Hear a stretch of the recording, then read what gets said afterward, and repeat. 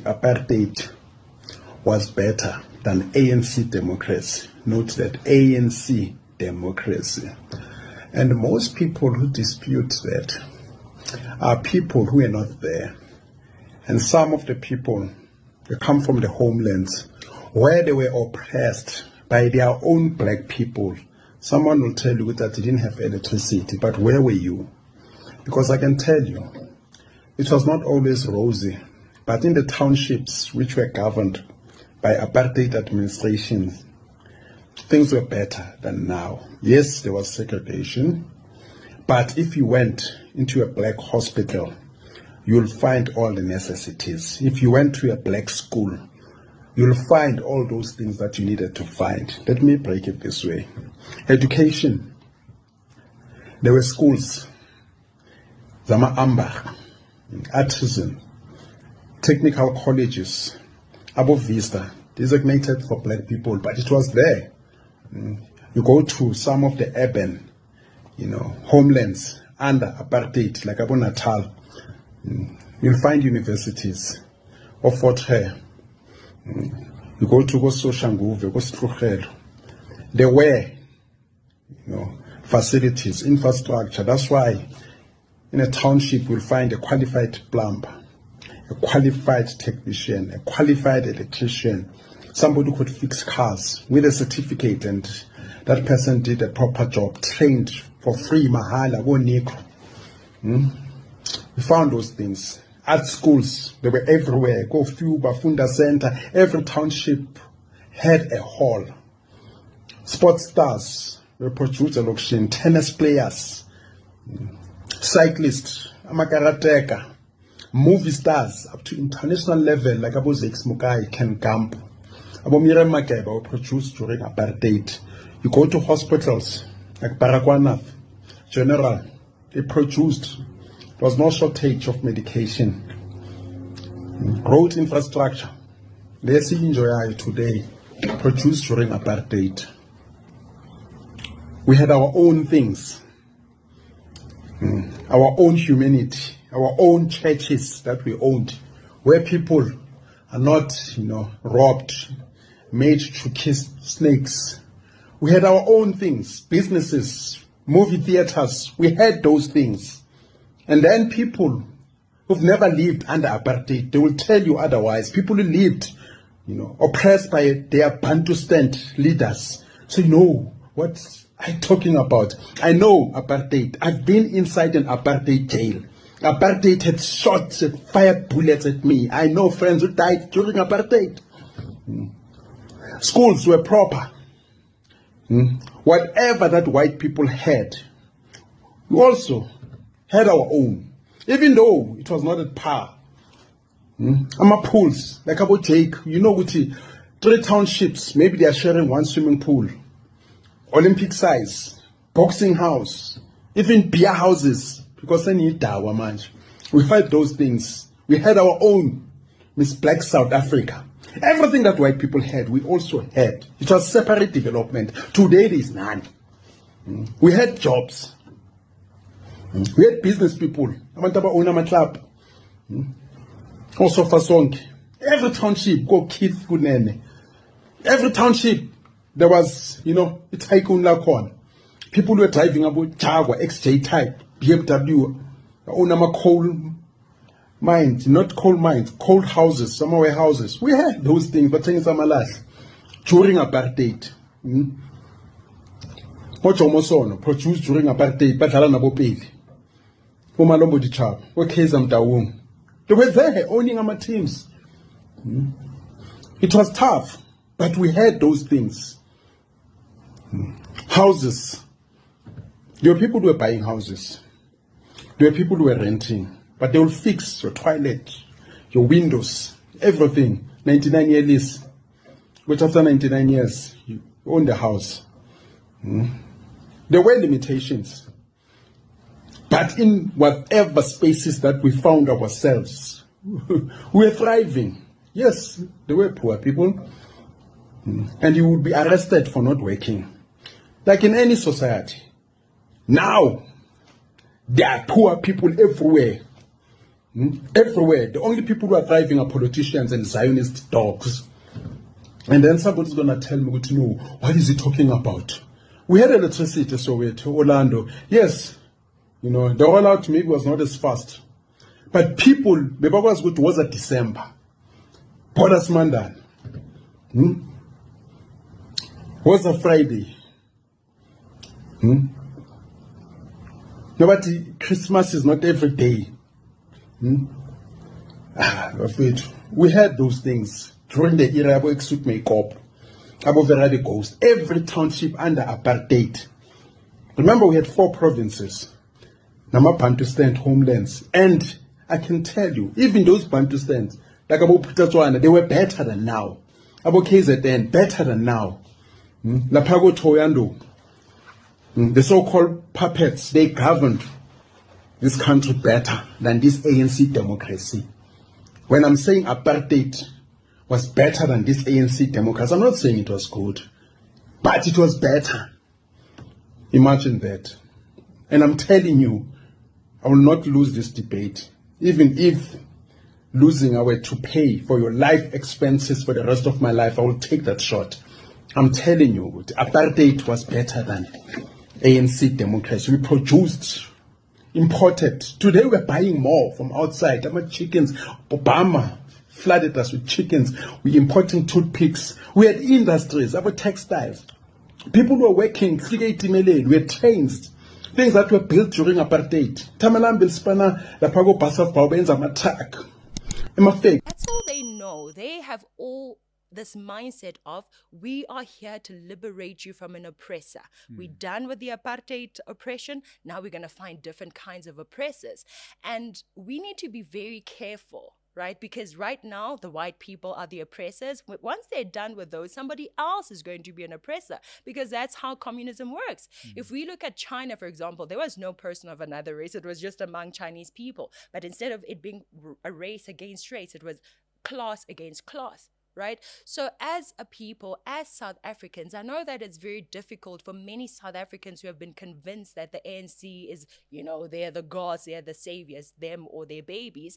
We need to identify that these people are just... Shoot the boar. Shoot the farmer song promotes hatred and racial division. Today I come to you to share my stance on the singing of the Shoot the Boer, Shoot the Farmer song. This is a song that was first popularized during the anti-apartheid struggle at political rallies. As far as I'm concerned, the song is highly inflammatory and amounts to hate speech. I do not agree with South Africa's Supreme Court of Appeal ruling that Malema and his minions are within their rights to sing the lyrics. The song might have been relevant during, the anti-apartheid struggle, but currently it serves no purpose other than spread hatred and division. I also do not agree, with the court's ruling that a reasonably well-informed person would understand that, when protest songs are sung, even by politicians, the words are not meant to be understood literally, nor is the gesture of shooting to be understood as a call to arms or violence. I do not see any sense in that statement. And I bet you, if we were to reverse roles and have white people singing, shoot the native, shoot the black man, the same court would rule that it was a racist song spreading hatred and most probably prosecute those whites singing the song. So what message is the court sending? That there are laws for whites and laws for blacks? How do we intend to overcome racial division when our courts that are supposed to protect human rights are ruling in favor of songs that promote racial division and speeches of hatred?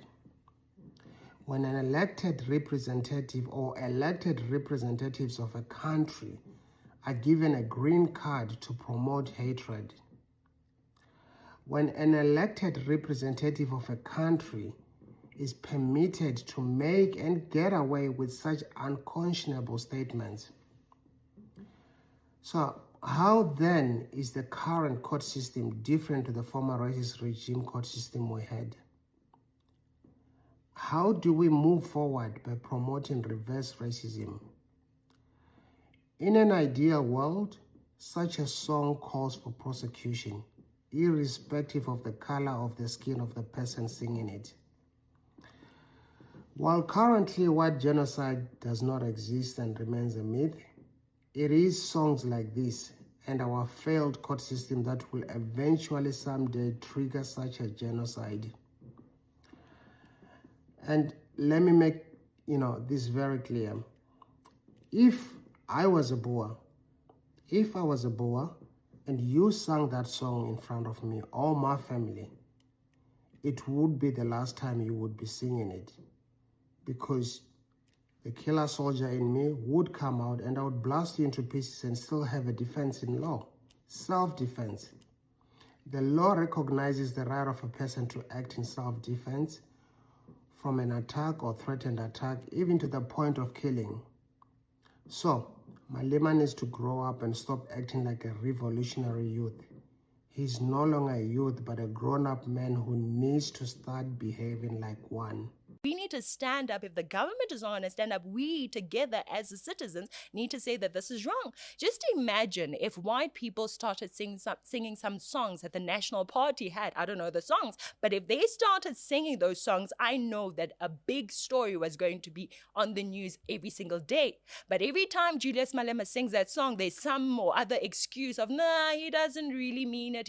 The fact is, Julius Malema is one of those people who do mean to kill white people, in my opinion.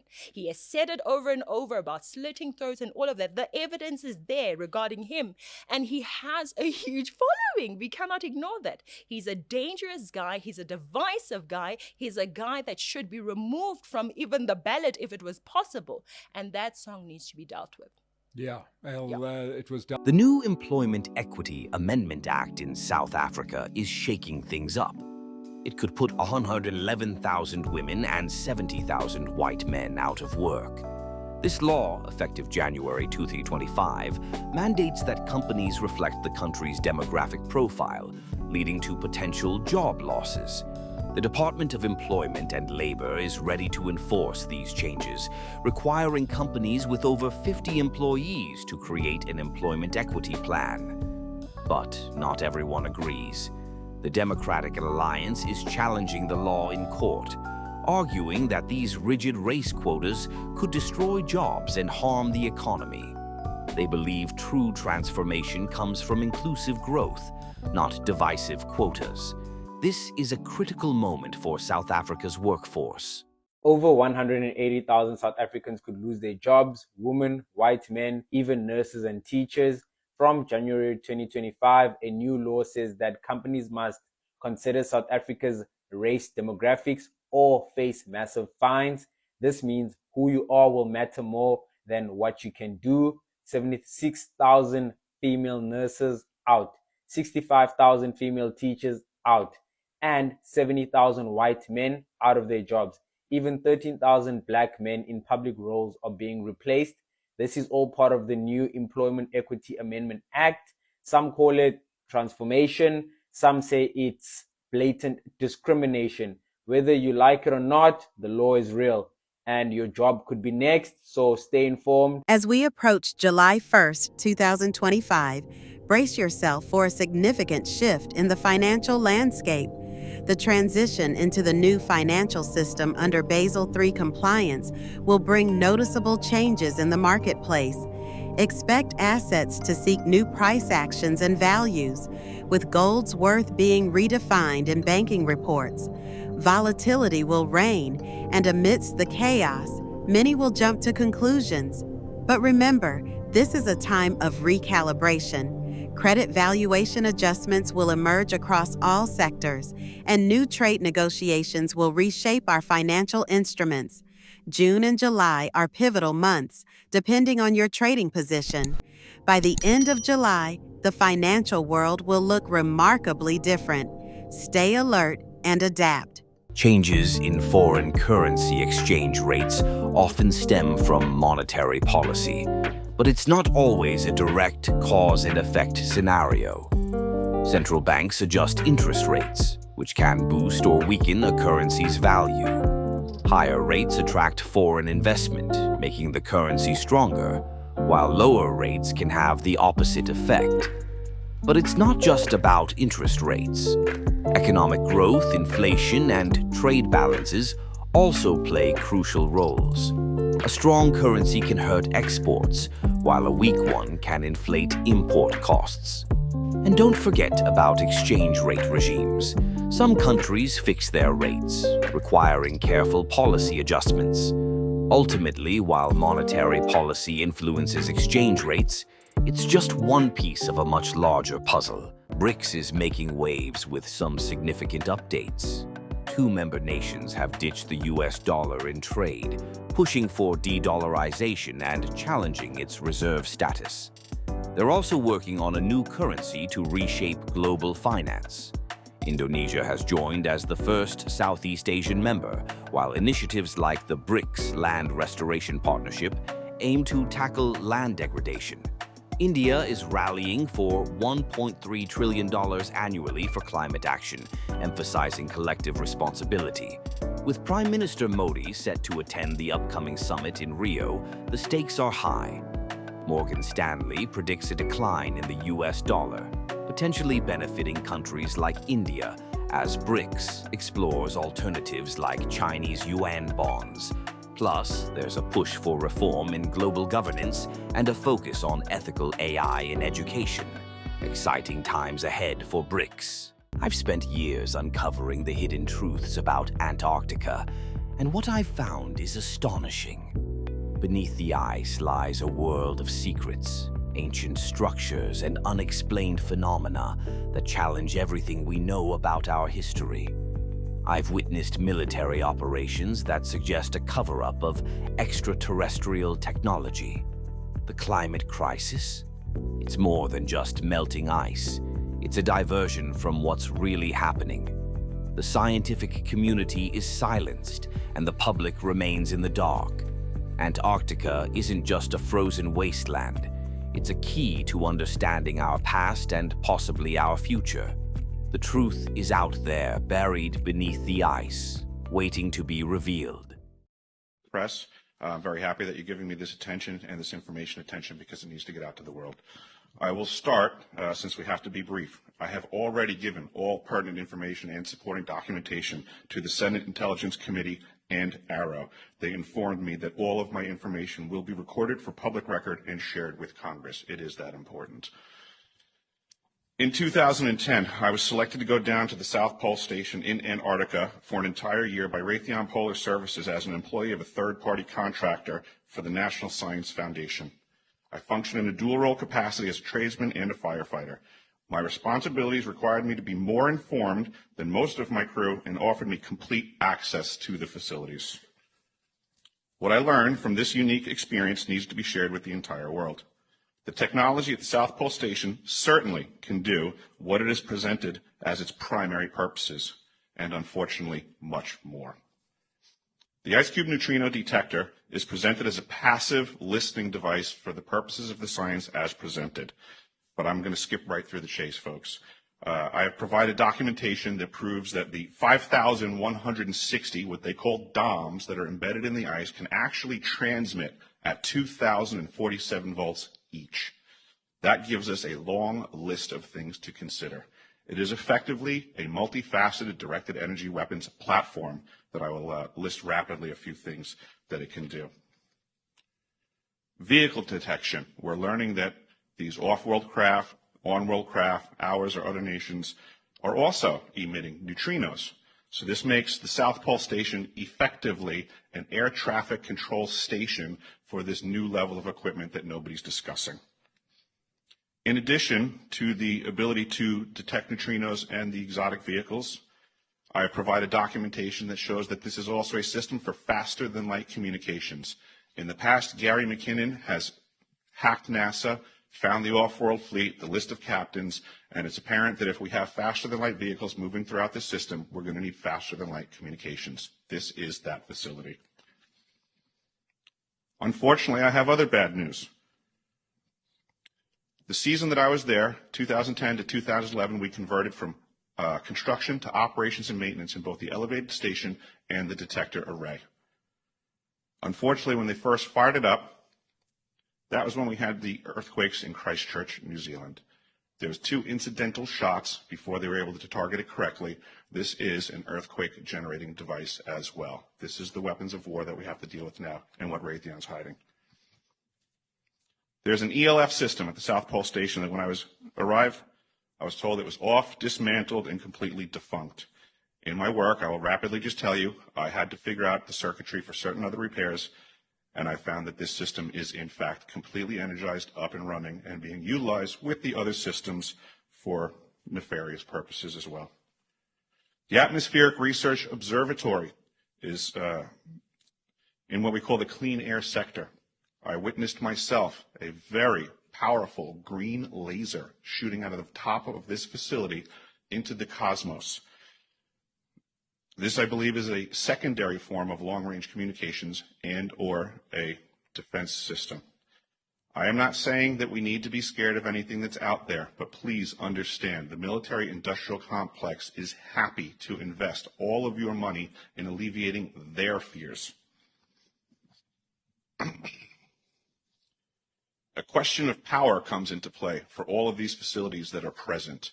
I assure you, I knew what was going on, I knew the load demands of the facility, and all of these new items exceed the demand for the systems that I was presented. I am doing due diligence and research. I believe there is either a secondary power supply there that is either nuclear, that was there prior to the start of the Antarctic Treaty, which prohibits such things, and or that there is some sort of exotic power supply system there that just is not in the verbiage of the treaty, so it negates the responsibility to the parties involved.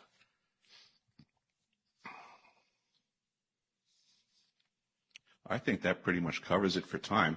If anybody wants to find out more, I have a website where all this information is at. For brevity, I'll wrap it up, but you can go to deciphering.tv. I've documented all of this stuff, and information is available. You won't believe what's behind the story of these weird-looking blue goggles. And this is a subject which has the least amount of search results on Google that I've ever seen for any other theory or conspiracy. So in the early 1900s, a guy named Walter Kilner, who you can't even find a picture of him on Google, developed a sort of dye from coal tar. So he took this collodion-coated dye-treated glass plates and put Dicenium dye, that's the thing from the coal tar, in the middle of this glass. And the story goes that with these glasses, you can see outside of the normal range of visible light. All of a sudden your eyeballs can detect different wavelengths and frequencies of light. And it's said to have enabled the user to see people's auras. And you could see how strong or how weak someone's aura is, which is the electromagnetic field that we all emanate, at least normal humans do. But where this gets a little crazy, it's said that Walter Kilner, when he wore these glasses in public, not everyone had an aura. Not just a weak aura, but no aura at all. You remember the movie They Live? When he puts on glasses and he can see the aliens in the crowd that normally without the glasses just look like normal humans? Some say this movie was actually based on the events of Dicenium glass. And then of course Walter's place gets raided and all of his equipment confiscated, and this gets totally buried and no one knows anything about it to this day, except for a couple stories floating around the internet. So I'm going to try to get some Dicenium and make my own Dicenium glasses, and I'll see you and see if you're real. It's been a fantastic time sharing these insights with you today. I hope you found them as interesting as I did. Remember, every little detail can make a big difference, whether it's in your daily routine or a project you're working on. If you enjoyed this content, consider giving it a thumbs up or subscribing for more. Your support really helps keep the conversation going and brings more exciting topics to the table. Until next time, take care and keep exploring.